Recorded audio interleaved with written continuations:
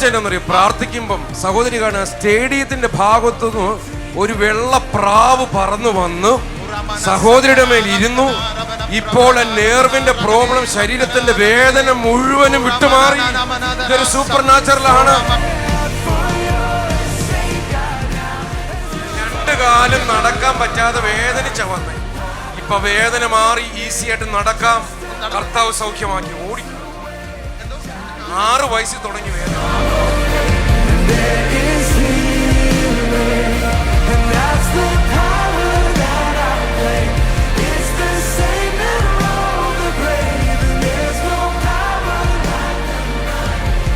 മഴ കാണുന്നില്ല, വേദന അപ്രത്യക്ഷമായി. അടിവശത്ത് അവിടെ മുഴയായിരുന്നു. ഓപ്പറേഷൻ ചെയ്യാൻ വെച്ചിരിക്കുകയായിരുന്നു. ഞാൻ സമ്മതിക്കത്തില്ല. ദൈവം എനിക്ക് കത്തി വെക്കാൻ ഇടയാക്കി തന്നെ പറഞ്ഞിരുന്ന ഞാൻ.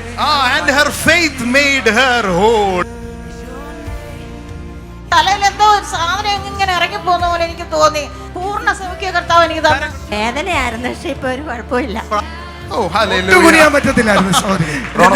എന്തോ ഇവിടെ സംസാരിക്കാൻ പറ്റത്തില്ലായിരുന്നോ? പല്ലടന്ന് പോയിട്ട് മുട്ടുന്ന ഭയങ്കര വേദനയായിരുന്നു. ഒരു ഭക്ഷണം 3 ആഴ്ചയായി ഭക്ഷണം ശരിക്കും കഴിക്കാൻ മേലായിട്ട്.